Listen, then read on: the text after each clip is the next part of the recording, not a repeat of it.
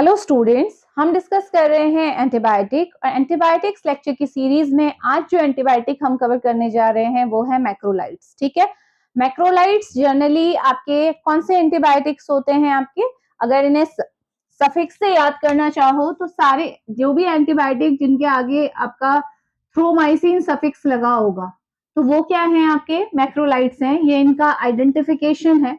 जैसे कि आपका कौन कौन से आते हैं, देखो इरिथ्रोमाइसिन, ठीक है, थ्रोमाइसिन है इसके पीछे भी, है ना सफिक्स, रॉक्जिथ्रोमाइसिन, रॉक्जिथ्रोमाइसिन। नेक्स्ट हमारे पास कौन सा आता है, क्लैरिथ्रोमाइसिन, और लास्ट है आपका एजिथ्रोमाइसिन, जो कि सबसे ज्यादा पॉपुलर है, सबसे ज्यादा यूज होने वाला आपका कंटेनर है, मैक्रोलाइड है। ठीक है, तो यानी कि फर्स्ट थिंग तो ये हो गई कि थ्रोमाइसिन इसमें सफिक्स लगा होगा। नेक्स्ट जो इंपॉर्टेंट पॉइंट है जो मैं हमेशा आपको बताती हूँ, हालांकि हमें केमिस्ट्री का पूरा हमें सब्स्टिट्यूशन वगैरह नहीं देखना है, लेकिन मेन रिंग हमें सबकी पता होनी चाहिए क्योंकि एमसीक्यूज में ये पूछा जाता है कॉम्पिटेटिव एग्जाम्स में। तो अगर इरिथ्रोमाइसिन के स्ट्रक्चर में या फिर मैक्रोलाइड, सॉरी, अगर आप मैक्रोलाइड्स को ही देखोगे मिला के तो इसके स्ट्रक्चर की क्या खासियत होती है, आपको जब इसका आप केमिकली इसका स्ट्रक्चर देखोगे तो इसमें आपको इस तरह से 14 मेंबर्ड लैक्टोन रिंग दिखाई देगी। अब देखते हैं वो रिंग कैसी होगी। 14 मेंबर्ड है, ठीक है,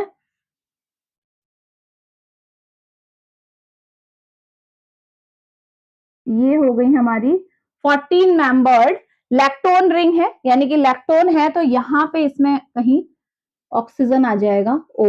तो ये हो गई 14 मेंबर्ड। कैसे काउंट कर लोगे, यहां से नंबरिंग दे सकते हो, चाहे आप इसे 1 यहां से मान लो, यहां से मान लो, ठीक है। 1 2 3 4 5 6 7 8 कार्बन, 9 10 11 12 13 इंक्लूडिंग ओ 14, चाहे यहां से स्टार्ट करते, जैसे भी आपको करना है। तो ये हमारी क्या है, जो स्ट्रक्चर अगर आप देखोगे तो हमारे पास क्या आई है, 14 मेंबर्ड लैक्टोन रिंग, ध्यान रखेंगे। ठीक है, ये खासियत है मैक्रोलाइड्स की। ठीक है, मैक्रोसाइक्लिक रिंग होती है, मैक्रोलाइड नाम यहीं से आया है, मैक्रोसाइक्लिक रिंग है लैक्टोन रिंग। और यहाँ पे आपका क्या होता है, ऑब्वियसली हर किसी, जैसे अमीनोग्लाइकोसाइड में भी था, ये भी आपकी क्या होगी, इस तरीके से शुगर से अटैच्ड होगी ये रिंग। दो जगह पे देखो, यहाँ पे भी आपकी इस तरह से ग्लाइकोसिडिक बॉन्ड बनेगा और शुगर से अटैच्ड होगी। तो ये एक कॉमन स्ट्रक्चर है। ठीक है, अब शुगर कोई सी भी हो सकती है, शुगर के अपने स्ट्रक्चर में कोई भी सब्स्टिट्यूशन हो सकते हैं। इवन जो ये आपको रिंग दिखाई दे रही है मैक्रोसाइक्लिक, जो हमारी ये 14 मेंबर्ड लैक्टोन रिंग है, इसमें भी आपको अलग अलग सब्स्टिट्यूशन देखने को मिलेंगे, जो भी मैं नहीं कर रही हूँ। कहीं पे डबल बॉन्ड ओ दिखेगा, CH3 C2H5, number of substitution आपको देखने को मिलेंगे। इरिथ्रोमाइसिन में अलग होगा, रॉक्जिथ्रो में अलग होगा, सेम क्लैरिथ्रो में सब्स्टिट्यूशन अलग होंगे और एजिथ्रो में अलग होंगे। ठीक हो गया, तो एक कॉमन आपको मॉइटी पता होनी चाहिए, स्ट्रक्चर पता होना चाहिए कि मैक्रोलाइड्स ने वर्ड कहां से आया। ये मैक्रोसाइक्लिक, मैक्रो बड़ा होता है तो बड़ी एक रिंग है, तो उसी की वजह से ये मैक्रोलाइड्स हैं। ठीक है, तो ये आपका रिंग स्ट्रक्चर है, आपको जो ध्यान में रखना है। इसके अलावा इससे रिलेटेड कुछ पॉइंट्स आप देख लीजिए कि जो हमारे मैक्रोलाइड्स होते हैं, अभी हम किसी एक की बात नहीं कर रहे, कॉमन बात कर रहे हैं, इन चारों के बारे में बात हो रही है कि ये क्या होते हैं। अगर आप इन्हें लो कंसंट्रेशन में लोगे ना, कम कंसंट्रेशन में, तो ये बैक्टीरियोस्टैटिक है। बैक्टीरियोस्टैटिक मतलब ये बैक्टीरिया की ग्रोथ को क्या करेंगे, इनहिबिट करेंगे। लेकिन अगर इनको आप हाई कॉन्सेंट्रेशन में लोगे तो ये किसकी तरह काम करने लगेंगे, ये काम करने लगेंगे बैक्टीरिसाइडल की तरह। यानी कि ये अगर आप दोगे ज्यादा कंसेंट्रेशन में तो ये बैक्टीरिया को किल कर देंगे। यही डिफरेंस होता है बैक्टीरियोस्टैटिक और साइडल में। बैक्टीरियोस्टैटिक यानी कि बैक्टीरिया की ग्रोथ इनहिबिट होगी, यानी कि जो बैक्टीरिया के अंदर मल्टीप्लिकेशन हो रहा है, एक बैक्टीरिया से 2 4 इस तरह से बैक्टीरिया बन रहे हैं, वो नहीं बनेंगे। लेकिन बैक्टीरिसाइडल मतलब कंप्लीटली उस बैक्टीरिया को खत्म कर देना। तो लो कंसेंट्रेशन में ये सारे के सारे बैक्टीरियोस्टैटिक हैं और हाई कंसेंट्रेशन में दोगे तो बैक्टीरिसाइडल है। नेक्स्ट जो इंपॉर्टेंट पॉइंट है कि ये आपकी, अगर इनका स्पेक्ट्रम आप देखोगे कि ये कैसे हैं, तो आप देखोगे कि ये ग्राम पॉजिटिव जो बैक्टीरिया है उनके अगेंस्ट तो क्या है, ये हाईली एक्टिव है। ठीक है, ग्राम पॉजिटिव जो हमारे बैक्टीरिया होते हैं उनके अगेंस्ट बहुत अच्छा काम करते हैं, लेकिन जो ग्राम नेगेटिव बैक्टीरिया है उनके अगेंस्ट जो एक्टिविटी है लेकिन लेस एक्टिव है। ठीक है, ऐसा नहीं है कि एक्टिव नहीं है, लेकिन एक्टिविटी क्या है, कम है। मेजरली जो ये एक्ट करते हैं वो ग्राम पॉजिटिव पे करते हैं। ठीक है, तो ये बात आप ध्यान में रखेंगे, इंपॉर्टेंट पॉइंट है इससे रिलेटेड जो आपको ध्यान में रखने हैं। अब हम क्या करने वाले हैं, पहले इरिथ्रोमाइसिन को हम, क्योंकि प्रोटोटाइप ड्रग को ही हम पहले डिस्कस करते हैं। जो ड्रग सबसे पहली ड्रग है इस कैटेगरी की मैक्रोलाइट की, वो कौन सी है, इरिथ्रोमाइसिन। तो इरिथ्रोमाइसिन के बारे में थोड़ा समझेंगे और फिर हम ये देखेंगे कि बाकी की ड्रग इससे अलग कैसे हैं, वो कंपैरेटिव एक स्टडी हो जाएगी। ठीक है, तो वो क्विकली हमारा क्या होगा, कवर भी होगा और आसानी से आपको सारी बातें समझ में भी आ जाएंगी। तो ये तो बेसिक था। ठीक है, ये बेसिक इतना आपको पता होना चाहिए। ठीक है, हर किसी पॉइंट ऑफ व्यू से आपका इंपॉर्टेंट है। कॉम्पिटेटिव एग्जाम्स में बहुत ज्यादा स्पेक्ट्रम पे क्वेश्चंस आते हैं, है ना, कौन सा बैक्टीरी स्टैटिक है, बैक्टीरिसाइडल है, किसके अगेंस्ट, ग्राम पॉजिटिव के अगेंस्ट काम कर रहा है या ग्राम नेगेटिव के अगेंस्ट काम कर रहा है। तो ये इंपॉर्टेंट है, ध्यान में रखना। तो सबसे पहले हम किसकी बात करते हैं, इरिथ्रोमाइसिन से ही हम स्टार्ट कर रहे हैं। इरिथ्रोमाइसिन जो कि फर्स्ट हमारी आप बोल सकते हो एंटीबायोटिक है मैक्रोलाइट क्लास की। तो एरिथ्रोमाइसिन के बारे में जो इंपॉर्टेंट बातें हैं पहले उसे समझ लो, फिर मैं बताऊंगी कि दूसरी इससे बेहतर क्यों है। ठीक है, प्रोटोटाइप से बेहतर ही बनती है जो नेक्स्ट ड्रग बनती है ना। तो इरिथ्रोमाइसिन के साथ सबसे बड़ी प्रॉब्लम तो क्या है, जो मेन पॉइंट है वो तो मैं बता चुकी हूँ, gram positive, gram negative, bacteriostatic, cidal, सब समझ में आ गया आपको। ठीक है, अब कुछ अलग पढ़ते हैं। इरिथ्रोमाइसिन क्या होता है, हमारा एसिड लेबाइल होता है। एसिड लेबाइल मतलब जैसे ही एसिड के कांटेक्ट में आएगा तो ये क्या हो जाता है, आपका डिग्रेड हो जाता है, इनएक्टिव हो जाता है। तो क्या आप इसे ओरली ले सकते हो, पहली बात नहीं ले सकते हो, क्योंकि अब ओरली आप लोगे तो भाई एसिड स्टेबिलिटी तो इसकी है नहीं, ये काम करेगा ही नहीं। सबसे इंपॉर्टेंट बात तो यही है ना इससे रिलेटेड। तो सबसे पहला पॉइंट जो इसको अलग बनाता है वो क्या है कि ये इरिथ्रोमाइसिन क्या है, एसिड लेबाइल है। ठीक है, इसीलिए ऑप्शन ये है कि अगर आपको इसे सपोज अगर आप इंजेक्शन फॉर्म में नहीं दे रहे हो, ओरली भी ये मेडिसिन दी जाती है। वो किस फॉर्म में देते हैं हम, एंट्रिक कोटेड टैबलेट। ये आपको आपने स्टैटिस्टिक्स में पढ़ा होगा, जब हम फॉर्मुलेशन करते हैं मेडिसिन की, तो जो ड्रग हमारी एसिड के कांटेक्ट में आके आपकी डिग्रेड हो रही है उसको उसकी कोटिंग कर दी जाती है।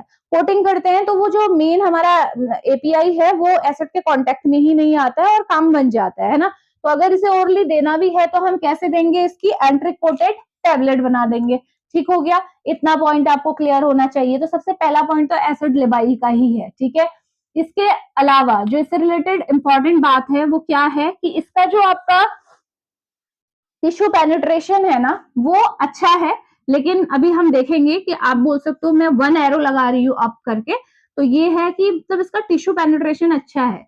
अगर आप इरिथ्रोमाइसिन लोगे, ठीक है, चाहे आपने ओरली ली चाहे इंजेक्शन फॉर्म में ली, तो जब ये ब्लड में पहुंच जाती है तो उसके बाद बहुत क्विकली ये क्या कर जाती है, टिश्यूज में पेनिट्रेट कर जाती है। यानी कि ब्लड में लेवल इसका कम हो जाता है और टिश्यूज में लेवल चला जाता है। ठीक है, और फिर क्योंकि जो इन्फेक्शन, अगर टिश्यू में इन्फेक्शन है तो आसानी से वहां पे ट्रीटमेंट हो सकता है, कोई प्रॉब्लम नहीं आएगी, क्योंकि हमें मेन ड्रग को कहाँ पहुंचाना है, टिश्यू में ही पहुंचाना है।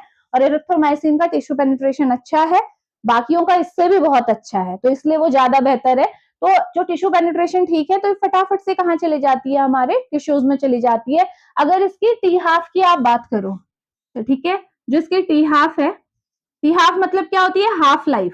यानी कि आपने कोई ड्रग ली, सपोज 500 mg आपने ड्रग ली, तो उसे हाफ यानी कि 250 mg होने में कितना टाइम लगा, वही उसकी टी हाफ होती है। ठीक है, यानी कि आपने ड्रग ली, वो ब्लड में गई, ब्लड में उसकी कॉन्सेंट्रेशन को जस्ट हाफ होने में जितना टाइम लग रहा है वो उसकी टी हाफ है।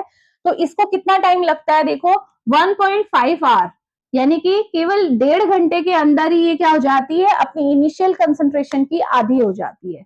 तो इसका मतलब इसका ड्यूरेशन ऑफ एक्शन बहुत कम होगा। जब इतनी थोड़ी देर में ही ये आधी कंसेंट्रेशन हो गई तो इसका मतलब इसका असर ज्यादा देर तक नहीं रहेगा। इसीलिए यही कारण है इसका टी हाफ इतना होने की वजह से ही इसे हम क्या करते हैं, या तो टीआईडी लेंगे थ्राइस इन डे, या फिर क्यूआईडी भी इसको प्रेस्क्राइब किया जाता है। यानी कि या तो दिन में 3 बार आपको लेनी पड़ेगी या फिर 4 बार लेनी पड़ेगी। यानी कि इसके साथ दिक्कत क्या है, मल्टीपल डोजिंग की दिक्कत है, क्योंकि इसकी टी हाफ बहुत कम है तो हमें बार बार डोजिंग करनी पड़ेगी। ठीक है, तो ये समझ में आया टी हाफ क्यों बताया मैंने, तो ये इंपॉर्टेंट पॉइंट है। इसके अलावा जो इसके साथ जो प्रॉब्लम है, सबसे बड़ी प्रॉब्लम एक बता देते हैं यहाँ पे, वो है कि इसकी कॉन्ट्राइंडिकेशन। ठीक है, ये क्या करती है, कुछ ऐसी ड्रग है जिनके साथ मिलके क्या करती है, प्रॉब्लम क्रिएट कर देती है। तो जो ड्रग इंटरेक्शन है, मेन बात आती है ड्रग इंटरेक्शन की। ठीक है, बाकी सब चीजें तो जो हैं, जो हमें याद रखने वाली चीजें हैं वो मैं आप लोगों को बता रही हूँ कि जो ड्रग इंटरेक्शन है उसमें क्या होता है कि ये जो इरिथ्रोमाइसिन है ये एंजाइम इनहिबिटर की तरह काम करती है कुछ ड्रग के लिए। यानी कि ड्रग्स, आपने कोई भी मेडिसिन ली तो वो क्या होती है, उसका मेटाबॉलिज्म होता है और उसका अमाउंट कम हो जाता है बॉडी में, तो पता है ना आपको मेटाबॉलिज्म होता है। ये इरिथ्रोमाइसिन अगर आपने साथ में ले ली तो ये क्या करती है, कुछ ड्रग्स ऐसी हैं जिनके मेटाबॉलिज्म को इनहिबिट कर देती हैं। तो अब क्या होगा, उनका मेटाबॉलिज्म इनहिबिट हो गया। जैसे मान लो मैं यहाँ पे एक दो ड्रग बता रही हूँ, वैसे तो चलो ड्रग तो सारी मैं मेंशन कर देती हूँ, उसमें कोई दिक्कत नहीं है। ठीक है, थियोफाइलिन है, वॉरफरीन है एंटीकोगुलेंट, वॉरफरीन ये बीटा रिसेप्टर पे काम करती है ना, बीटा एगोनिस्ट है, वॉरफरीन हो गई। इसके अलावा हमारी जो मेन ड्रग है वो है एस्टेमिजोल, एस्टेमिजोल, टर्फेनाडीन। ठीक है, ये ड्रग है टर्फेनाडीन, सीसाप्राइड भी इसी में आती है। तो ये कुछ ड्रग हैं, ये अपना इनका एक पाथवे होगा, कुछ एंजाइम होंगे जो इनको मेटाबोलाइज करते हैं। तो जनरली ये क्या करती है, जो हमारी इरिथ्रोमाइसिन है, इरिथ्रोमाइसिन, स्पेशली अभी इरिथ्रोमाइसिन की ही बात हो रही है। सपोज थियोफाइलिन है, ठीक है, थियोफाइलिन को कोई एक एंजाइम होगा जो इसका मेटाबॉलिज्म करता होगा। ये जो इरिथ्रोमाइसिन है इस एंजाइम को क्या कर देती है, इनहिबिट कर देती है। तो अब थियोफाइलिन की कंसंट्रेशन हमारे ब्लड में, प्लाज्मा में क्या हो जाएगी, हमारी प्लाज्मा कंसंट्रेशन इसकी क्या हो जाएगी, बढ़ जाएगी। और जिसकी वजह से क्या हो सकती है, टॉक्सिसिटी हो सकती है ना। ड्रग इंटरेक्शन यही तो है, टॉक्सिसिटी हो जाएगी, ज्यादा कंसंट्रेशन रहेगी। सेम इनके साथ भी होता है। अब देखो, जो अभी मेन पॉइंट जो मैं बताना चाह रही थी वो ये था कि जो ये एस्टेमिजोल है और टर्फेनाडीन है, ये दोनों ही ड्रग के साथ एक प्रॉब्लम है कि ये क्या करती है, क्यूटी प्रोलॉन्गेशन करती है। क्यूटी प्रोलॉन्गेशन कहाँ पड़ा हुआ है भाई, अरिथमिया पढ़ाया था मैंने आपको।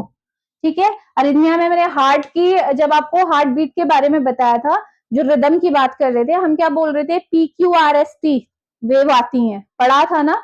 और मैंने क्या बताया था कि अगर आपका क्या है, कोई भी ड्रग Q और T के बीच का जो एक इंटरवल है, हमें पता है कि जो वेव्स आती हैं उनका अपना टाइम होता है ना। पी वेव है, अगर उसका फिक्स है कि 0.1 सेकंड में वो आ जानी चाहिए, तो हेल्दी इंसान में वो 0.1 सेकंड में वो वेव आ जाती है। QRS का पक्का है कि वो 0.3 सेकंड में आनी चाहिए, तो वो उतने में आएगी, है ना। ऐसे ही टी का भी सबका फिक्स होता है ना, हमारा पूरी हम क्या बोलते हैं, 0.8 सेकंड की हमारी कार्डियक साइकिल होती है, यही तो बोलते हैं। तो वो ये इन्हीं वेव्स की वजह से कोई तो बताता है। तो क्या होता है, ये जो ड्रग्स है ना आपकी एस्टेमिजोल और टर्फेनाडीन, ये क्या करती हैं, क्यूटी को प्रोलॉन्ग कर देती है। यानी कि क्यू वेव और टी वेव के बीच का जो टाइम है, जितने भी सेकंड का नेचुरली टाइम होना चाहिए उससे ज्यादा टाइम कर देती है। तो इसकी वजह से क्या होता है, आपका बीच में आपकी इमेच्योर बीट्स आनी लग जाती हैं। यानी कि आप सीधे बोल सकते हो, यहाँ पे इतना डिटेल में नहीं जाएंगे क्योंकि अरिथमिया में पढ़ा चुकी हूँ, उसे वापस यहाँ करने का कोई फायदा नहीं है। सिंपल सी बात है कि अगर कोई भी ड्रग क्यूटी प्रोलॉन्गेशन कर रही है, यानी कि क्यू वेव और टी वेव के बीच का जो गैप है उसे बढ़ा रही है, उसके टाइम को बढ़ा रही है, तो इसका मतलब वो क्या कर रही है, आपका अरिथमिया कॉज कर रही है। क्या कर रही है, अरिथमिया, हमारी हार्ट की रिदम के साथ छेड़छाड़ कर रही है। और अरिथमिया को अगर आप ठीक नहीं करेंगे तो उसकी वजह से क्या हो सकता है, आपका कार्डियक कोलैप्स हो सकता है, डेथ भी हो सकती है। पता है ना रिदम कितनी इंपॉर्टेंट है हार्ट की। तो ये करती हैं। लेकिन अब आप ये देखो कि आपने सपोज ये ड्रग कोई ले रहा है और साथ में आपने इरिथ्रोमाइसिन दे दी, और इरिथ्रोमाइसिन क्या करेगी, वही काम करेगी जो यहाँ थियोफाइलिन के साथ किया था। मान लो एस्टेमिजोल को मेटाबॉलिज्म के लिए एक एंजाइम रिस्पॉन्सिबल है, ठीक है, और क्या करा, इरिथ्रोमाइसिन ने क्या किया, इरिथ्रोमाइसिन ने इस एंजाइम को क्या कर दिया, इनहिबिट कर दिया। तो इससे क्या होगा, एस्टेमिजोल का मेटाबॉलिज्म नहीं होगा या फिर टर्फेनाडीन का मेटाबॉलिज्म नहीं होगा। तो क्या होगा, इनका प्लाज्मा में कॉन्सेंट्रेशन बढ़ जाएगी, और प्लाज्मा कॉन्सेंट्रेशन बढ़ जाएगी तो क्या होगा भाई, जो ये नेचुरली, इनके साथ तो प्रॉब्लम थी ही क्यूटी प्रोलॉन्गेशन की, अब ये इरिथ्रोमाइसिन ने इस प्रॉब्लम को और भी ज्यादा क्या कर दिया, बढ़ा दिया। अब और भी ज्यादा क्यूटी प्रोलॉन्गेशन होगा, अरिथमिया प्रेसिपिटेट होने के चांसेस बन जाएंगे और इवेंचुअली आपका क्या हो सकता है, लाइफ थ्रेटनिंग सिचुएशन भी हो सकती है। तो ये बहुत इंपॉर्टेंट ड्रग इंटरेक्शन है, इससे रिलेटेड क्वेश्चंस भी बहुत बार पूछे जाते हैं एमसीक्यूज में। लेकिन ये एक बहुत अच्छा पॉइंट है जो इरिथ्रोमाइसिन को बाकी जो ड्रग से क्या करता है, अलग करता है। ठीक है, तो इरिथ्रोमाइसिन के साथ ये प्रॉब्लम है। और ये जो मेनली जिस एंजाइम की मैं बात कर रही हूँ, ये कौन सा एंजाइम है भाई, CYP3, रुक जाओ, हाँ 3A450 आपका एंजाइम है। एक मिनट मैं इसे कंफर्म भी कर लूं, है ना। ठीक है, 3A4, ठीक है। CYP3A4 हमारा एंजाइम है, साइटोक्रोम 3A4 ये एंजाइम है। और ये एंजाइम आपने देखा होगा मैक्सिमम हमारे इंटरेक्शन में इन्वॉल्व होता है। ठीक है, CYP फैमिली तो है ही, साइटोक्रोम हमारा एंजाइम की फैमिली है पूरी, और उसमें कौन सा है आपका 3A4। ठीक है, ये आपका क्या करता है, इस इंटरेक्शन में इन्वॉल्व है। इन सब के मेटाबॉलिज्म के लिए ये एंजाइम रिस्पॉन्सिबल होता है, और एरिथ्रोमाइसिन इसी को क्या कर रहा है, इनहिबिट कर रहा है। तो ये कुछ पॉइंट है जो बहुत इंपॉर्टेंट है। किससे रिलेटेड है, ये इरिथ्रोमाइसिन से रिलेटेड है। इसके अलावा आप इरिथ्रोमाइसिन के बारे में बहुत सी चीजें पढ़ सकते हो। ठीक है, लेकिन वो मैं यहाँ पे इसलिए नहीं बताऊंगी क्योंकि वो डिफरेंशिएट नहीं कर रही है, जैसे कि इरिथ्रोमाइसिन के बारे में चलो यहाँ पे आपको बता देते हैं हम। ठीक है, डिस्ट्रीब्यूशन इसका बहुत ज्यादा वाइड है, मैं बता चुकी हूँ। डिस्ट्रीब्यूशन की बात करें तो बहुत ज्यादा वाइड डिस्ट्रीब्यूशन है, क्योंकि टिश्यू पेनिट्रेशन है। मैंने बोला जैसे ही ये ब्लड में जाता है वैसे ही टिश्यूज में डिस्ट्रीब्यूट हो जाता है। नेक्स्ट अगर मेटाबॉलिज्म की बात करूं तो बहुत पार्शियल मेटाबॉलिज्म होता है, यानी कि मेटाबॉलिज्म ना के बराबर होगा, इतना ज्यादा इसका मेटाबॉलिज्म नहीं होता है। ज्यादा से ज्यादा जो ड्रग होती है वो एक्सक्रीट हो जाती है, और इरिथ्रोमाइसिन का एक्सक्रीशन का होता है, बाइल में होता है। ध्यान में रखिएगा, इसका एक्सक्रीशन का होता है, बाइल में होता है। जैसे ज्यादातर हम कहते हैं ना ड्रग यूरिन के थ्रू एक्सक्रीट हो रही है, लेकिन हमारी इरिथ्रोमाइसिन किसके थ्रू एक्सक्रीट होती है, बाइल के थ्रू। लीवर में, लीवर बाइल बना रहा है और उसी बाइल के थ्रू ये एक्सक्रीट हो जाएगी, आपके इंटेस्टाइन में जाएगी और वहां से फीसेस के फॉर्म में बाहर निकल आएगी रेक्टम के थ्रू। ठीक है, तो ये कुछ पॉइंट है जो इरिथ्रोमाइसिन से रिलेटेड इंपॉर्टेंट है, और यही हमारे काम आने वाले हैं जब हम इसे बाकियों से अलग करेंगे। ठीक है, इसके अलावा याद रखिएगा कि जो हमारा इरिथ्रोमाइसिन है, ये क्योंकि एसिड लेबाइल है ना, इसकी वजह से इसकी दो फॉर्म आपको देखने को मिलेगी। एक होती है हमारी इरिथ्रोमाइसिन एस्टोलेट, एस्टोलेट, और इरिथ्रोमाइसिन सक्सिनेट। ये हमारी दो आप कह सकते हो सॉल्ट फॉर्म है जो यूज होती है, और ये दोनों की दोनों क्या है, एसिड स्टेबल है। इनको बनाने का कारण ही ये है कि इरिथ्रोमाइसिन खुद में एसिड लेबाइल है, तो इसे लेने में या तो एंट्रिक कोटेड इन्हें बना लो। ठीक है, और एंट्रिक कोटेड जनरली ऐसे ही सॉल्ट फॉर्म के थ्रू बनाई जाती है। ठीक है, तो दो फॉर्म में ये रहता है आपका, अगर ओरली है तो या तो इरिथ्रोमाइसिन एस्टोलेट या फिर इरिथ्रोमाइसिन सक्सिनेट के फॉर्म में रहेगा। ठीक है, इरिथ्रोमाइसिन एस्टोलेट जो होता है आप ओरली दे सकते हो, और सक्सिनेट ज्यादातर हम क्या करते हैं, जो इंटरपेरेंट्रल्स के फॉर्म में इसे यूज करते हैं। ठीक है, दोनों ही अपने आप में क्या है, एसिड स्टेबल है, ध्यान में रखेंगे। ठीक, अब आ जाते हैं हम नेक्स्ट पे। ठीक है, चलिए एरिथ्रोमाइसिन हमारा कवर हो गया। अब नेक्स्ट की बात करते हैं, और ये क्योंकि इनमें केवल हमें डिफरेंशिएशन ही देखना है कि बाकी की जो ड्रग आई है ये कैसे बेहतर है या क्या इनमें अलग है। रॉक्जिथ्रोमाइसिन बोला मैंने आपको, नेक्स्ट क्या है हमारी क्लैरिथ्रोमाइसिन, और लास्ट हमारी क्या है एजिथ्रोमाइसिन, एजिथ्रोमाइसिन। चलिए देखते हैं कि क्या है इनके साथ। ठीक है, तो ध्यान में रखेंगे, सबसे पहली बात तो ये है कि ये तीनों की तीनों ही, ये तीनों की तीनों ही हमारी क्या है, फर्स्ट पॉइंट, ये कैसी है हमारी, एसिड स्टेबल है, इनको एसिड से कोई फर्क नहीं पड़ता। तो ये एक इनका प्लस पॉइंट हो गया, यानी कि ओरली आसानी से आप इन्हें दे सकते हो विदाउट एनी मॉडिफिकेशन। तो पहला पॉइंट हो गया इससे, ये एसिड लेबाइल थी, ये तीनों की तीनों क्या है, एसिड स्टेबल है, ये तीनों के साथ है। इसके बाद तीनों के तीनों का जो पेनिट्रेशन है, टिश्यू पेनिट्रेशन, वो बहुत अच्छा है, चाहे आप ट्रिपल एरो लगा दो, कुछ भी लगाओ, यानी कि इरिथ्रोमाइसिन के कंपैरिजन में इनका जो टिश्यू पेनिट्रेशन है वो बहुत अच्छा है। तो ये भी इन्हें अच्छा बनाती है इरिथ्रोमाइसिन से, क्योंकि हमें पता है कि जितना ज्यादा ड्रग टिश्यूज में पेनिट्रेट होगी, इरिथ्रोमाइसिन भी होती थी लेकिन उससे भी बेहतर पेनिट्रेशन दे रही है, इसका मतलब बहुत अच्छा इफेक्ट दिखाएंगी, है ना। अगर आपके टिश्यूज में कोई इन्फेक्शन हुआ है, लंग्स में इन्फेक्शन है या कहीं पे भी, तो वहां पे ये कंसंट्रेशन बहुत अच्छी अमाउंट में इनकी कंसंट्रेशन वहां पे पहुंचने वाली है और इफेक्ट बेहतर आएगा। ठीक है, तो टिश्यू पेनिट्रेशन तीनों का ही बहुत अच्छा है, हालांकि एजिथ्रो का सबसे अच्छा है। ठीक है, तो ये भी हमारा क्या करता है, इसे बेहतर बनाता है, ये पॉइंट भी एरिथ्रोमाइसिन से। नेक्स्ट आ जाइए आप, नेक्स्ट अब टी हाफ की बात करते हैं, ठीक है। टी हाफ देखो रॉक्जिथ्रोमाइसिन की, देखो पहले रॉक्जिथ्रो की मैं बात कर रही हूँ। रॉक्जिथ्रोमाइसिन की टी हाफ होती है 12 आवर, ठीक है। क्लैरिथ्रोमाइसिन की टी हाफ होती है, अगर आप इसे क्लैरिथ्रो को लो डोज में दोगे ना और हाई डोज, दोनों में आपका वेरिएशन आपको देखने को मिलेगा। लो डोज में देखते हैं इसकी टी हाफ कितनी रहेगी और हाई डोज में भी देख लेंगे कि क्या इसकी टी हाफ रहती है। लो डोज अगर इसकी दोगे तो केवल 3 से 4 घंटे में ये आपकी इनिशियल अमाउंट का आधा हो जाएगा, और हाई डोज में इसकी टी हाफ 6 से 9 घंटे रहती है। इतनी देर तक, यानी कि ये 9 घंटे में जाके अपना हाफ में पहुंचता है, ठीक है। तो अच्छी बात है ना। तो और लास्ट आ जाओ एजिथ्रो में। एजिथ्रो तो सबसे बेस्ट है इस मामले में। इसके टी हाफ 50 से ज्यादातर नियर बाई 68 आवर्स इसकी क्या रहती है, टी हाफ रहती है, यानी कि 68 घंटे तक ये अपनी इनिशियल अमाउंट का हाफ में पहुंचता है, ठीक है। तो कितना अच्छा ये आपका ड्रग है, ये आप समझ सकते हो। तो टी हाफ को हमने किससे रिलेट किया था, डोजिंग से। जिसकी टी हाफ कम है, तो यानी कि इसकी टी हाफ कितनी थी 1.5 आवर, तो हमें इसकी मल्टीपल डोजिंग करनी पड़ रही थी। इसकी टी हाफ बहुत अच्छी है रॉक्जिथ्रो की, 12 घंटे में ये आधी हो रही है, इसीलिए इसे हम क्या करते हैं, बिस इन ए डे, बीडी इसे क्या करते हैं आपका प्रेस्क्राइब की जाती है, यानी कि दिन में 2 बार इसे दिया जाएगा, ठीक है, इसकी टी हाफ की वजह से। और अगर इसकी बात करें तो इसकी अगर लो डोज दोगे तो लो डोज 3 से 4 घंटा आपका रह रही है, लेकिन फिर भी 3 से 4 घंटे में भी इसे क्या करते हैं हम, बिस ए डे ही देते हैं, क्योंकि इसका टिश्यू पेनिट्रेशन इतना अच्छा है इरिथ्रोमाइसिन से, मैंने लिखा है ना इरिथ्रोमाइसिन से बहुत अच्छा है। तो ये 3 से 4 घंटे में चाहे आधी हो रही है, प्लाज्मा में इसकी कंसंट्रेशन आपने अभी लिया, अभी 4 घंटे बाद इसकी कंसंट्रेशन हाफ हो गई है, लेकिन इसका टिश्यू में इतना अच्छा पेनिट्रेशन है कि टिश्यू में अच्छा खासा अमाउंट इसका पहुंचा हुआ होता है, तो वो काफी लंबे टाइम के लिए असर दिखा देता है, समझ रहे हो ना।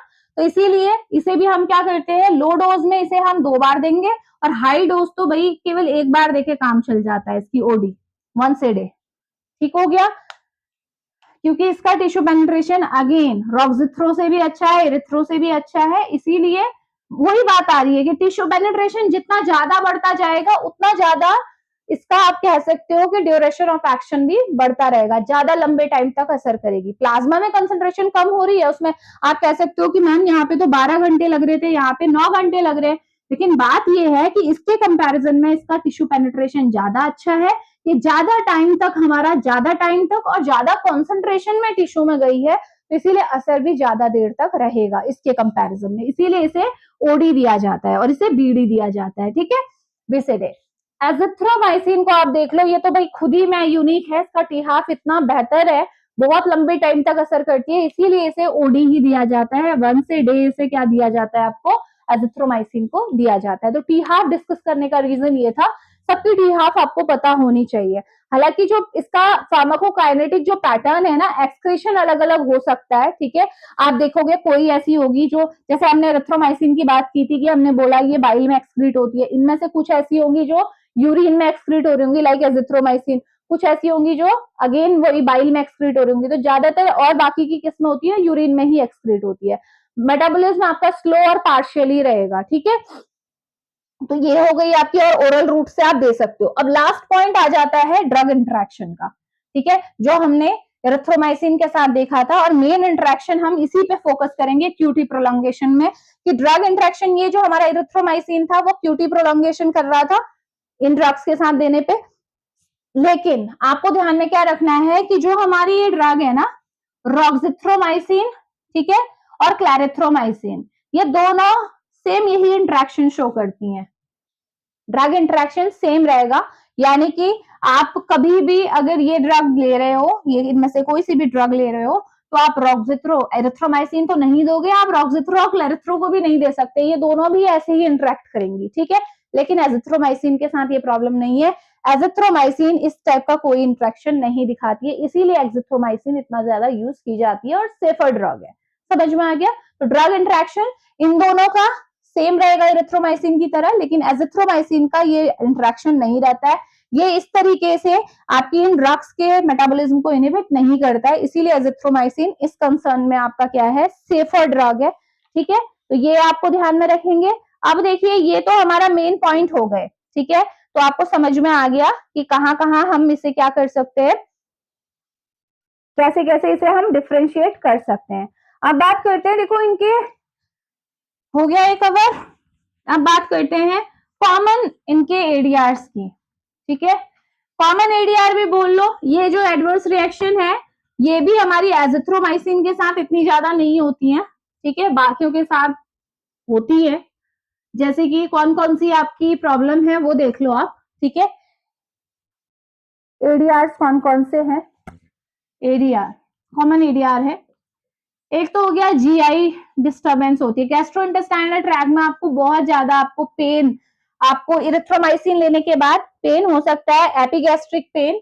ठीक है, डायरिया बहुत ज्यादा रिपोर्ट होता है, इसके साथ डायरिया हो सकता है, आपकी गैस्ट्रोइंटेस्टाइनल मोटिलिटी बढ़ सकती है, यानी कि जीआई जो मोटिलिटी बढ़ने का मतलब क्या है, जो जो भी आप खाना खा रहे हो उसका ट्रांजिट टाइम बहुत कम होगा, बहुत जल्दी वो स्टमक से इंटेस्टाइन में, इंटेस्टाइन से रेक्टम के थ्रू बाहर हो जाएगा। ठीक है, तो एब्जॉर्प्शन के लिए उतना टाइम नहीं मिलता। तो आप कह सकते हो कि जो हमारा मैक्रोलाइट्स है, मैक्रोलाइट्स क्या करते हैं आपके जीआई में ये साइड इफेक्ट कॉज करते हैं। ठीक, इसके अलावा हाइपर सेंसिटिविटी रिएक्शन इनके साथ भी होती है। ठीक है, हाइपर सेंसिटिविटी जैसे जो अदर एंटीबायोटिक्स के साथ होती है इनके साथ भी ये हो सकती है। ठीक है, रेडनेस, अर्टिकेरिया, रैशेस, ये सब प्रॉब्लम देखने को मिलेगी आपको। इसके अलावा हाँ, जो इनके साथ प्रॉब्लम है मैक्रोलाइट्स के साथ वो ये है हियरिंग इम्पेयरमेंट। हियरिंग इम्पेयरमेंट अगर इनका थोड़ा सा भी डोजिंग इधर उधर हो गई, टॉक्सिसिटी हो गई, तो जैसे हमारा अमीनोग्लाइकोसाइड में आपने पढ़ा था ना ऑटोटॉक्सिसिटी होती है, सुनने में दिक्कत होने लगती है, वही सेम इनके साथ भी हो सकती है। ठीक है, हियरिंग इम्पेयरमेंट ध्यान रखेंगे, इसके साथ भी ये प्रॉब्लम है, इरिथ्रोमाइस मैक्रोलाइट्स के साथ स्पेशली। इसके बाद हमारा आता है, इसकी वजह से ना आपका वो भी हो सकता है कॉलिस्टैटिक जॉइंडिस, कॉलिस्टैटिक जॉइंडिस। जनरली कॉलिस्टैटिक जॉइंडिस ना मैं एक अलग से इस पे लेक्चर बनाऊंगी, इंपॉर्टेंट है। कॉलिस्टैटिक जॉइंडिस तो सबको पता है, जब बाइल पिगमेंट जो होते हैं उनका लेवल ब्लड में बढ़ जाता है, कारण कुछ भी हो सकता है, लीवर में प्रॉब्लम हो सकती है, हमारी आरबीसी के साथ कुछ प्रॉब्लम हो सकती है, तो वो कारण कुछ भी हो सकते हैं, लेकिन फिलहाल के लिए आपको ध्यान में रखना है यहाँ पे बाइल का ऑब्स्ट्रक्शन हो जाता है। हमें पता है ना लीवर से बाइल, लीवर बाइल बनाता है, गॉल ब्लैडर में स्टोर होता है और फिर वो बाइल रिलीज होता है जब भी जरूरत होती है इंटेस्टाइन में, यही तो पढ़ा है। ये जॉइंडिस में क्या होता है, हमारा जो बाइल है ना वो रिलीज ही नहीं हो पाता, उसका ऑब्स्ट्रक्शन हो जाता है। तो इसे डिटेल में मैं एक लेक्चर इसका लूंगी, फिलहाल के लिए आप ध्यान रखिए कि ये आपकी प्रॉब्लम आपको देखने को मिल सकती है किसके साथ, मैक्रोलाइट्स के साथ। और जनरली ये जो आपका कॉलिस्टैटिक जॉइंडिस है ना, ये किसके साथ होता है, आपका हेपेटाइटिस के साथ। आप बोल सकते हो कि हेपेटाइटिस, हेपेटाइटिस विथ कॉलिस्टैटिक जॉइंडिस, यानी कि किसी के लीवर में अगर इन्फ्लामेशन हो रहा है उसके साथ साथ ये जॉइंडिस भी उसे हो जाएगा, क्योंकि लीवर और बाइल का बहुत तगड़ा रोल है, मैं अब आपको बता चुकी हूँ। ठीक है, और ये जनरली ये प्रॉब्लम प्रेग्नेंट फीमेल में ज्यादा देखने को मिलती है, प्रेगनेंसी के टाइम पे ये ज्यादा देखने को मिलती है। अगर प्रेग्नेंट वुमेन है और वो मैक्रोलाइड इरिथ्रोमाइसिन वगैरह ले रही है तो उसके साथ उन्हें ये एडीआर फेस करने पड़ सकते हैं। ठीक है, इसके बाद हम बात करते हैं, ये तो हो गए हमारे कुछ कॉमन एडीआर जो इंपॉर्टेंट है। ठीक, और जो इनका टिश्यू पेनिट्रेशन जो मैंने बताया ना आपको, इनका टिश्यू पेनिट्रेशन अच्छा है, उसका कारण ये है कि ये सारी ड्रग बहुत हाईली लिपोफिलिक है। ठीक है, लिपोफिलिक है इसीलिए तो टिश्यू में पेनिट्रेट कर रही है ना, तो ये बात आप ध्यान में रखेंगे। अब बात करते हैं मैक्रोलाइट के, फर्स्ट हम बात कर लेते हैं, चलिए इसके मैकेनिज्म की ही बात कर लेते हैं, मैकेनिज्म ऑफ एक्शन की। तो मैकेनिज्म ऑफ एक्शन देखो इसका सेम होता है जैसा क्लोरमफेनिकोल का था, मैंने डिटेल में बताया था ना क्लोरमफेनिकोल का मैकेनिज्म, टेट्रासाइक्लिन क्लोरमफेनिकोल हम डिस्कस कर रहे थे, तो वहां पे मैंने आपको ये डिटेल में मैकेनिज्म बताया है कि कैसे जो मैक्रोलाइट्स होते हैं वो भी आपका क्या करते हैं, बाइंड करते हैं विथ 50s सब यूनिट, 50s सब यूनिट ऑफ राइबोसोम, और उसे क्या करते हैं, इनहिबिट कर देते हैं, inhibits with 50s subunit of ribosome and inhibits protein synthesis.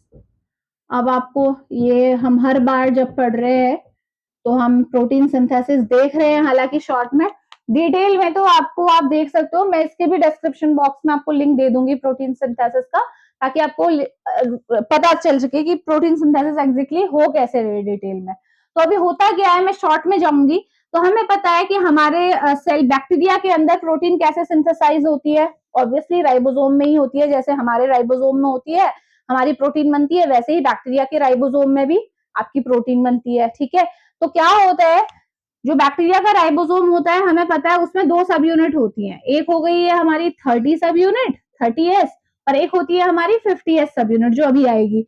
हमें पता है कि किस तरीके से प्रोटीन सिंथेसिस होती है। सबसे पहले हमारा जो बैक्टीरिया का डीएनए होता है वो एमआरएनए बनाएगा, और एमआरएनए इस तरीके से आके 30th सब यूनिट के ऊपर बैठ जाता है। हमें पता है कि एमआरएनए के पास क्या होते हैं, इस तरह से कोड प्रेजेंट होते हैं, अलग अलग टाइप के, है ना। कोड क्या होते हैं, हमारे बेस पेयर्स ही होते हैं, एडेनिन, गुआनिन, थायमिन, साइटोसिन, है ना। इनके ये सीक्वेंस होता है, एक एमआरएनए आया है और इस तरह से आके राइबोसोम के ऊपर बैठ जाएगा। जैसे ही ये राइबोसोम के ऊपर बैठेगा वैसे ही क्या होगा, एक आपका टीआरएनए आएगा, ट्रांसफर आरएनए। और ट्रांसफर आरएनए का काम क्या होता है, अपने साथ ये जो कोड है, ये जो कोड एमआरएनए में आए हैं, इनके एंटी कोड लेके आना। सपोज यहाँ पे आपकी सिचुएशन बन रही है कि ये कोड है जिसका जो है AUG, ठीक है, तो ये हमारा कोड है। तो AUG का एंटी कोड क्या होगा भाई, मैंने बताया था हमेशा एडेनिन। ये क्योंकि हम आरएनए की बात कर रहे हैं तो आरएनए में एडेनिन किसके साथ बेस पेयर करता है, यूरेसिल के साथ। अगर डीएनए की बात हो रही होती तो थायमिन के साथ करता। और जो सी है साइटोसिन किसके साथ बेस पेयर करता है, ग्वानिन के साथ। तो ए है, तो ए का कॉम्प्लीमेंट्री क्या होगा भाई, यू होगा। यू का क्या होगा, ए होगा। जी का क्या होगा, सी होगा, है ना, ये AUG का। तो ये टीआरएनए आएगा, टीआरएनए इसके एंटीकोड लेके आ रहा है। अब ये एंटीकोड टीआरएनए के पास कहां से आ रहे हैं, होता क्या है, हर किसी कोड, हर एक अमीनो एसिड एक special amino acid special type के कोड्स को कैरी करता है। तो ये कोड जनरली कौन कैरी कर रहा है, अमीनो एसिड। टीआरएनए केवल इन्हें ट्रांसफर करने का काम कर रहा है। तो टीआरएनए इस अमीनो एसिड को लेके आ रहा है, और जो कि जिसके पास क्या है, इसके एंटीकोड प्रेजेंट है। तो फटाफट से टीआरएनए आएगा और ये क्या करेगा, इस तरीके से इसके ऊपर आके बैठ जाएगा, ऐसे कॉम्प्लीमेंटेशन हो जाएगा। इसको थोड़ा सा ऊपर कर लेते हैं सो दैट आपको फिर इजीली दिखाई दे। UAC, इस तरह से क्या हुआ, देखो कोड का एंटी कोड आ गया है। कौन लाया है, टीआरएनए। और किसकी वजह से आया है, ये अमीनो एसिड की वजह से। एक पर्टिकुलर अमीनो एसिड है, जैसे ये कोड कौन कैरी करता है, मिथियोनिन। ठीक है, मिथियोनिन एक अमीनो एसिड है जिसके पास ये एंटी कोड होते हैं, तो ये लेके आ गया, बैठ गया। तो सबसे पहले यही होता है। ठीक है, तो यहाँ पे इसको बोलते हैं इनिशिएशन, शुरुआत हो गई है प्रोटीन सिंथेसिस की। अब क्या होगा, अब जो है हमारी जो दूसरी हमारी जनरल सब यूनिट है वो आके बैठ जाएगी। अभी तक कौन था, ये खाली कौन बैठा था, 30S सब यूनिट थी। अब कौन आके बैठ जाएगी इसके ऊपर, इस तरीके से आएगी, देखो अब आके बैठ गई 50S सब यूनिट। अभी तक नहीं बैठी थी, है ना।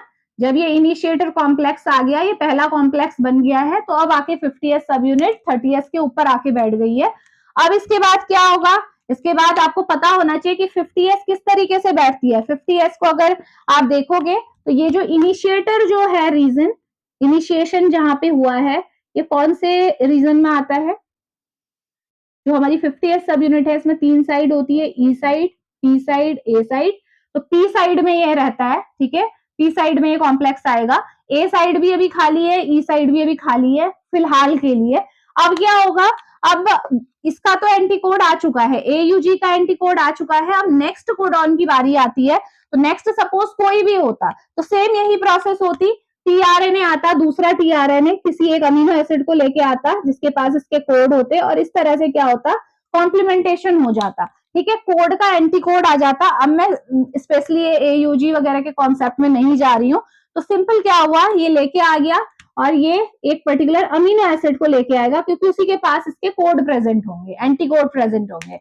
तो ये हो गया। इसके बाद मैंने आपको क्या बताया था, जब ये इतना हो जाता है तो हमें पता होना चाहिए कि जो 50th सब यूनिट है, यहाँ पे हमारा एक स्पेशल टाइप का क्या होता है, एंजाइम प्रेजेंट होता है, जिसका नाम क्या है भाई, राइबोजाइम, जिसको हम पेप्टिडाइल ट्रांसफरेज भी बोलते हैं। तो ये राइबोजाइम क्या करता है, ये जो अमीनो एसिड हैं अलग अलग साइट में बैठे हुए हैं, अलग अलग टीआरएनए के पास हैं, इन दोनों के बीच में क्या करता है, पहले तो ये पेप्टाइड बॉन्ड बनाता है इस तरीके से, ठीक, पेप्टाइड बॉन्ड बन गया दोनों के बीच में। अब दूसरा काम क्या करता है कि जो ये पी साइड में जो टीआरएनए है, इसके पास जो अमीनो एसिड है, इसे यहां से हटा देता है, ठीक है, यहाँ पे इसे ब्रेक कर देता है। तो होगा क्या, ये टीआरएनए से अमीनो एसिड हट गया और ये अमीनो एसिड इससे जुड़ा हुआ है, तो ओवरऑल रिजल्ट क्या आने वाला है, इसके बाद क्या होगा, देखो ये अमीनो एसिड कहाँ चला गया, ए साइड वाले के पास चला गया, क्योंकि दोनों के बीच में बॉन्डिंग हो गई थी। आपने ये वाले टीआरएनए से इसे हटा दिया था, किसने हटाया था, राइबोजाइम ने हटाया था। तो ये आपकी सिचुएशन आपको देखने को मिलेगी। इसको समझने के लिए अगर अभी आप देख रहे हैं तो आप थोड़ा सा वीडियो को बैक कर लीजिए और आपको देख सकते हो, ठीक है, क्या हुआ। तो यहाँ पहले बॉन्डिंग हुई, बॉन्डिंग होने के बाद यहाँ से अमीनो एसिड टूटा, तो दोनों एक ही साइड में आ गए, ए साइड में आ गए, और ये वाला टीआरएनए खाली हो गया, ठीक है, अब कुछ नहीं है, इसके पास कोई अमीनो एसिड नहीं है। अब यहाँ पे ये प्रोसेस कंप्लीट हो गई, ये दोनों कोड जो थे, दोनों ही कोड का आपका एंटी कोडिंग हो चुकी है, दोनों के रिस्पेक्टिव अमीनो एसिड आ चुके हैं, तो अब इनकी कोई जरूरत नहीं है। अब हम क्या करें, अब क्या होता है कि ये जो पूरा कॉम्प्लेक्स है 30s 50s का कॉम्प्लेक्स एक स्टेप आगे बढ़ जाता है, समझ रहे हैं, एक स्टेप आगे बढ़ने का मतलब क्या है कि ये जो है, देखो मैं इसे यहीं पे आपको करके दिखा रही हूँ, ठीक है, ताकि आपको और ज्यादा अच्छे से, चलो इसे अलग कर देते हैं, ठीक है। एक स्टेप आगे बढ़ने का क्या मतलब, मैं आपको क्यों बोल रही हूँ एक स्टेप आगे बढ़ना, ये है रेड से दिखाया ना मैंने, तो चलिए 3 साइड इसमें दिखा दो पहले ही, E site, ejector site, pre peptidyl tRNA site, acceptor site, 3 site है ना।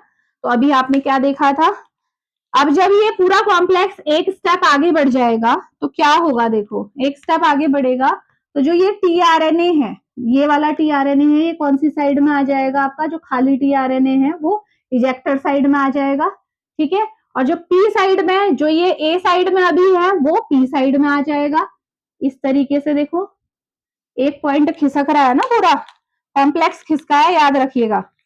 तो इस तरीके से इसके ऊपर अमीनो एसिड है, ये पी साइड में आ गए, कॉम्प्लेक्स एक पॉइंट खिसका है, और ए साइड खाली हो गई, यही तो होगा, पूरा कॉम्प्लेक्स एक पॉइंट खिसका है।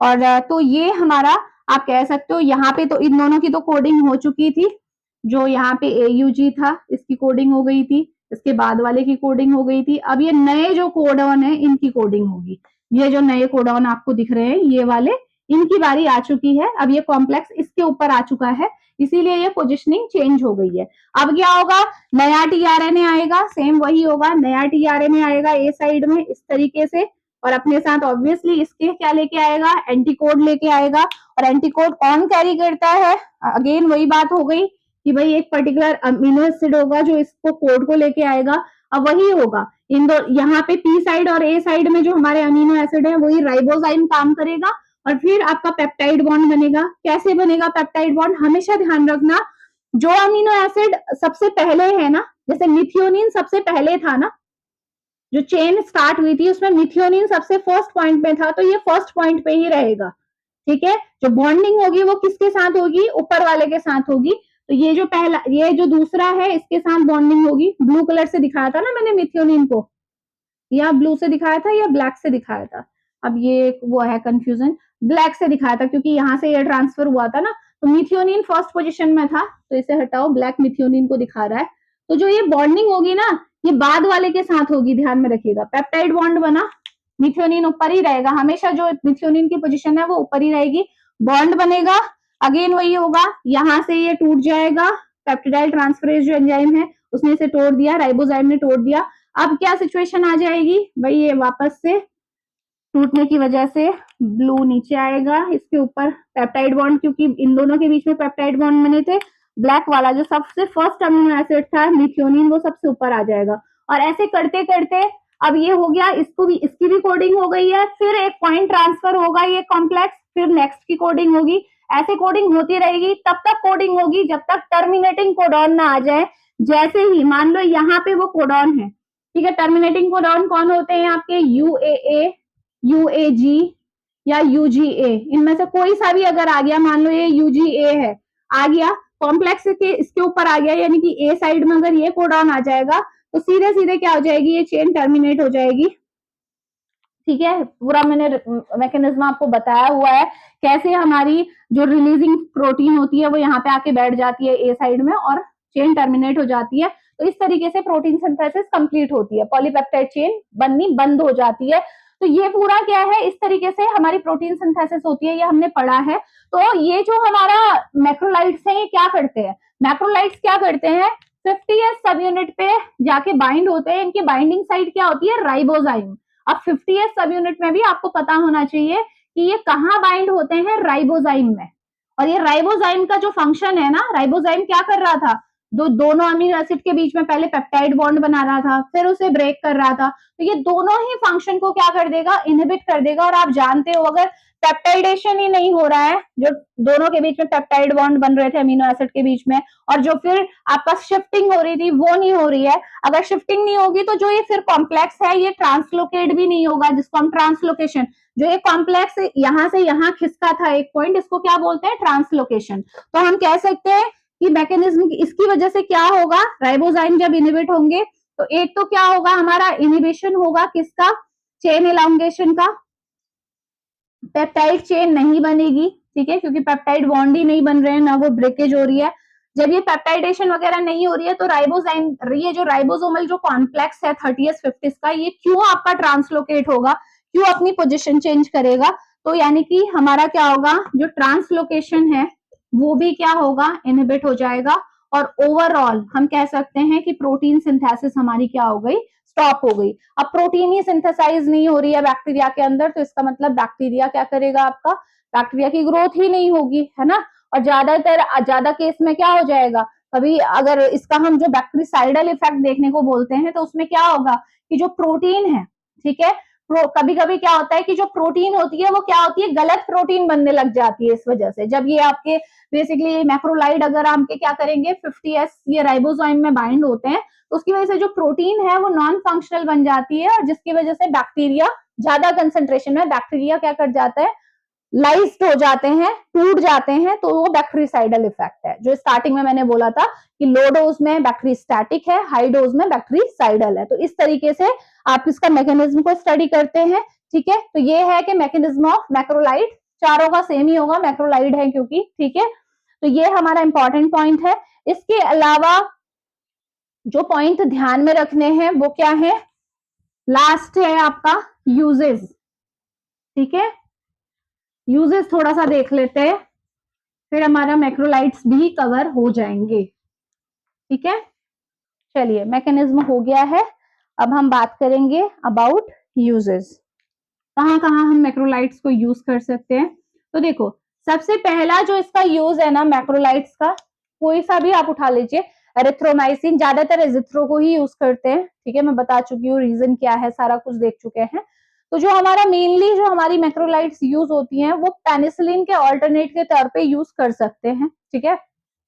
सबसे पहला तो इसका यही है कि हम क्या कर सकते हैं, पेनिसिलिन के ऑल्टरनेटिव की तरह इसे यूज कर सकते हैं। यानी कि अगर कहीं पे पेनिसिलिन काम नहीं कर रही है तो वहां आप एरिथ्रोमाइसिन दे सकते हो, ठीक है। लेकिन एक और पॉइंट इसमें ध्यान रखने वाली बात है कि ज्यादातर केसेस में आप देखोगे कि जहां पेनिसिलिन काम नहीं कर रही है वहां मैक्रोलाइड भी काम नहीं कर रही होंगी, समझ रहे हो इस बात को। लेकिन वही बात है ना कि जो थियोरिटिकल है वो तो हमें पढ़ना ही है। मैंने कहा मोस्ट ऑफ द केसेस, मैंने ये नहीं बोला कि सारे केसेस में। तो आप कह सकते हैं एक पॉइंट ये बनता है कि ये पेनिसिलिन के ऑल्टरनेटिव की तरह यूज कर सकते हैं। बहुत सारे इन्फेक्शन ऐसे हैं जैसे निमोनिया है, ठीक है, क्योंकि ये ग्राम पॉजिटिव, पेनिसिलिन का भी यही रहता है, ग्राम पॉजिटिव के अगेंस्ट ज्यादा काम करता है, ये भी ग्राम पॉजिटिव के अगेंस्ट ज्यादा काम करती है। तो जैसे निमोनिया हो गया आपका, ठीक है, स्ट्रेप्टोकोकाई की वजह से या स्टेफाइलोकोकस की वजह से, दोनों ही ग्राम पॉजिटिव बैक्टीरिया है, तो वहां पे यूज कर सकते हो। गोनोरिया के ट्रीटमेंट में हम इसे यूज कर सकते हैं, ठीक है। तो इस तरीके से हमारे पे मल्टीपल ऑप्शंस हैं, तो यहाँ पे आप इसे यूज कर सकते हो। तो पेनिसिलिन के अल्टरनेटिव की तरह यूज कर सकते हैं।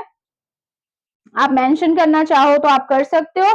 जैसे हम कह सकते हैं कहाँ कहाँ यूज कर सकते हैं, हम डिप्थीरिया के ट्रीटमेंट में से यूज कर सकते हो, टिटनेस के ट्रीटमेंट में से यूज कर सकते हो, सिफिलिस, सिफिलिस सबको पता है, ठीक है, क्या है, सेक्सुअली ट्रांसमिटेड डिजीज है। सेम गोनोरिया भी क्या है आपकी, सेक्सुअली ट्रांसमिटेड डिजीज है, ठीक है, गोनोरिया, इनके ट्रीटमेंट में यूज कर सकते हो। इवन जो हमारे रेस्पिरेटरी ट्रैक इन्फेक्शन होते हैं हमारे, चाहे वो न्यूमोकोकल इन्फेक्शन हो, चाहे आपका इन्फ्लुएंजा की वजह से हो, दोनों के केस में हम पेनिसिलिन के ऑल्टरनेटिव के तौर पे इसे यूज कर सकते हैं। एक और है जो बहुत इंपॉर्टेंट है, subacute bacterial SABE, bacterial endocarditis, endocarditis, इसके ट्रीटमेंट में हम इसे यूज कर सकते हैं ऑल्टरनेटिव के तौर पे। वैसे हम एम्फिसिलिन को यूज करते हैं जेंटामिसिन के साथ कॉम्बिनेशन में इसके ट्रीटमेंट में। ये क्या होता है एंडोकार्डिटिस, जो आपका हार्ट है, हार्ट के जो एंडोकार्डियम है इनर लेयर, उसमें हमारा क्या होता है, इन्फेक्शन हो जाता है, बैक्टीरियल इन्फेक्शन, ठीक है। तो उस इन्फेक्शन को ट्रीट करने के लिए पेनिसिलिन को यूज किया जाता है कॉम्बिनेशन में किसके साथ, जेंटामिसिन अमीनोग्लाइकोसाइड के साथ। अगर वो यूज नहीं हो रही तो वहां पे आप इसको यूज कर सकते हो, ठीक है। तो मैक्रोलाइड को यूज किया जा सकता है। तो ये कुछ यूजेस हैं जहां पे आप कहते हो कि फर्स्ट लाइन हमेशा पेनिसिलिन ही रहेगा, उसके कंजेनर रहेंगे, लेकिन अगर पेनिसिलिन रेजिस्टेंस हो रही है, पेनिसिलिन काम नहीं कर रही है, तो हम इसे यूज कर सकते हैं। सेकेंड आता है हमारा फर्स्ट चॉइस की तरह कहाँ कहाँ यूज कर सकते हो। अब बात आ रही है कि भाई कौन से ऐसे इन्फेक्शन है जहां पे ये मैक्रोलाइड बिल्कुल फर्स्ट चॉइस में रहते हैं कि इनको पहले, सबसे पहले इन्हीं को यूज किया जाता है। तो देखो कौन कौन से हैं। एक तो हो गया हमारा माइकोप्लाज्मा, माइकोप्लाज्मा आपकी बैक्टीरिया की एक स्पीसीज है। अगर माइकोप्लाज्मा जो बैक्टीरिया है उसकी वजह से निमोनिया हुआ है, जो निमोनिया अगर किसी को हुआ है और इन्फेक्शन किसका है, माइकोप्लाज्मा का है, तो हमेशा जो हमारा मैक्रोलाइड है वो फर्स्ट चॉइस ड्रग रहती है ऐसे केस में। दूसरा, अगर किसी को वूपिंग कफ है, ठीक है, वूपिंग कफ, ये पूछा जाता है, वूपिंग वूपिंग कफ के लिए भी जो फर्स्ट लाइन थेरेपी है, तो सबसे पहले यूज होती है वो मैक्रोलाइड ही यूज होती है। और लास्ट हमारी आ जाएगी, वूपिंग कफ हो गया, एक और इसमें इन्फेक्शन आता है कैंक्रोइड, ठीक है, कैंक्रोइड। अगर कैंक्रोइड है ये बेसिकली ये जेनेटल ट्रैक से रिलेटेड इन्फेक्शन है, ठीक है, जेनेटल्स में ये इन्फेक्शन हो जाता है। तो अगर किसी को कैंक्रोइड हुआ है तो कैंक्रोइड के ट्रीटमेंट में भी हम क्या करते हैं, सबसे पहले आप क्या करते हैं, इसी को यूज करते हैं, मैक्रोलाइड ही आपकी फर्स्ट चॉइस होती है। हालांकि इसके लिए कोट्रीमॉक्साजोल हो गया और आपकी थर्ड जनरेशन सेफ्ट्रियाजोन जो सिफेलोस्पोरिन है वो भी इक्वली इफेक्टिव होती है, लेकिन फिर भी जो फर्स्ट चॉइस की तरह आप यूज कर सकते हो। तो तीन ये हमारे ऐसे इन्फेक्शन है जहां पे जो हमारी मैक्रोलाइड है ये फर्स्ट चॉइस की तरह यूज करी जाती है। बाकी पेनिसिलिन के ऑल्टरनेटिव मैं आपको बता चुकी हूँ। और लास्ट आता है सेकेंड चॉइस, कहाँ पे इन्हें यूज कर सकते हो, एज ए सेकेंड चॉइस आप देख लो, ठीक है। जितना याद कर सको वो करो, थोड़ा बहुत आपको नॉलेज मिल जाती है इन चीजों से, ठीक है। सेकेंड चॉइस आप कहाँ कहाँ पे यूज कर सकते हो उसे ध्यान में रखेंगे। क्लेमाइडियल इन्फेक्शन में, क्लेमाइडिया का अगर इन्फेक्शन हो रहा है, ये भी हमारा जेनिटल ट्रैक का इन्फेक्शन है, क्लेमाइडियल इन्फेक्शन। बाकी ऑर्गन्स भी इसमें अफेक्ट होते हैं डेफिनेटली, लेकिन मेजर वही है। क्लेमाइडिया का इन्फेक्शन है तो आप इसे यूज कर सकते हो। इसके बाद हमारा जो कैंपाइलोबैक्टर एक स्पीसीज है आपकी, वो भी बैक्टीरिया की ही स्पीसीज है, अगर कैंपाइलोबैक्टर का इन्फेक्शन हुआ है तो आप इसे यूज कर सकते हैं, ठीक है। तो ये हमारी सेकेंड चॉइस की तरह आप इन इन्फेक्शंस में इसको, मैक्रोलाइट्स को यूज कर सकते हो।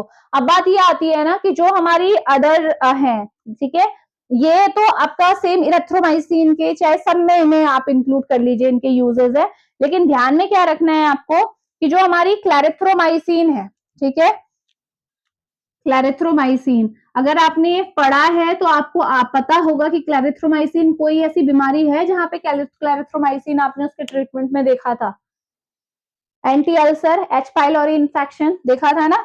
तो क्लैरिथ्रोमाइसिन आपकी स्पेशली यूज होती है फॉर एच पाइलोरी इन्फेक्शन, ठीक है। एच पाइलोरी बैक्टीरिया कैसे आपका एसिड सिक्रीशन को बढ़ाते हैं, पढ़ा है ना, एंटासिड पढ़ाया था पूरा। तो क्लैरिथ्रोमाइसिन का यूज, एक ये स्पेशल यूज है, ध्यान रखेंगे। और दूसरा एक और यूज है इसका क्लैरिथ्रोमाइसिन का, कि जो हमारा वो होता है ना mycobacterium, mycobacterium avium complex, avium complex, MAC बोलते हैं इसे। अगर इसका इन्फेक्शन है तो हम क्लेरिथ्रोमाइसिन को यूज कर सकते हैं। मैक जनरली क्या होता है, माइकोबैक्टीरियम एवियम कॉम्प्लेक्स, कॉम्प्लेक्स है इसका मतलब बहुत सारे बैक्टीरिया मिलके ये इन्फेक्शन करते हैं, ठीक है। तो जनरली ये इन्फेक्शन आप देखोगे जिन जिन लोगों का इम्यून सिस्टम वीक होता है उनको ये इन्फेक्शन होने के चांसेस होते हैं। ये मल्टीपल जो इन्फेक्शन हो रहे हैं जिसको हम कंबाइनली माइकोबैक्टीरियम एवियम कॉम्प्लेक्स बोलते हैं, ये माइकोबैक्टीरिया होते हैं बेसिकली। तो अगर माइकोबैक्टीरियम एवियम कॉम्प्लेक्स का इन्फेक्शन हुआ है इम्यूनो कॉम्प्रोमाइज्ड पेशेंट्स में, तो वहां हम क्लेरिथ्रोमाइसिन को यूज कर सकते हैं। इवन माइकोबैक्टीरियम लेप्रे, जो लेप्रेसी होती है, अगर उसका भी अगर है तो वहां पे भी हम लेप्रेसी के ट्रीटमेंट में भी क्लेरिथ्रोमाइसिन को यूज कर सकते हैं, ठीक है। और सेम एजिथ्रोमाइसिन भी हमारा मैक इन्फेक्शन में बहुत ज्यादा पॉपुलरली यूज होता है। अगर किसी को मैक इन्फेक्शन है तो क्लेरिथ्रोमाइसिन से ज्यादा आप एजिथ्रोमाइसिन को यूज कर सकते हो। क्यों कर सकते हो, मैंने बताया एजिथ्रोमाइसिन सबसे अच्छा क्यों है, सारी उसका प्रोफाइल इतना बेहतर है। तो मैक इन्फेक्शन के बारे में समझ में आ गया, क्योंकि बहुत सारे बैक्टीरिया मिलके इन्फेक्शन कॉज कर रहे हैं, ठीक है। माइकोबैक्टीरिया है, बहुत सारे ग्रुप है उनका, और वो इन्फेक्शन कर रहे हैं। और ये इम्यूनो कॉम्प्रोमाइज्ड पेशेंट्स में, जैसे एड्स का पेशेंट है कोई, तो उसमें ये इन्फेक्शन हो सकता है, तो उसको ट्रीट करने के लिए हम यूज करते हैं। तो ध्यान में रखिएगा, ठीक है। तो ये आपका क्या है, क्या है, ऑल अबाउट मैक्रोलाइट्स। 1 मिनट में चेक कर लेती हूँ कुछ छूटा ना हो आपका, ठीक है। इतनी सारी चीजें डिस्कस करते हैं ना, कुछ ना कुछ रह जाता है। चलिए, सारा हमने कवर कर लिया है अबाउट मैक्रोलाइट। तो मिलते हैं नेक्स्ट लेक्चर में, डिस्कस करेंगे कुछ 1-2 एंटीबायोटिक हमारे छूट गए हैं, उन्हें हम कवर कर लेंगे, और फिर हम कोई दूसरे टॉपिक्स के ऊपर बात करेंगे, ठीक है। तो मिलते हैं नेक्स्ट लेक्चर में। Thank you so much.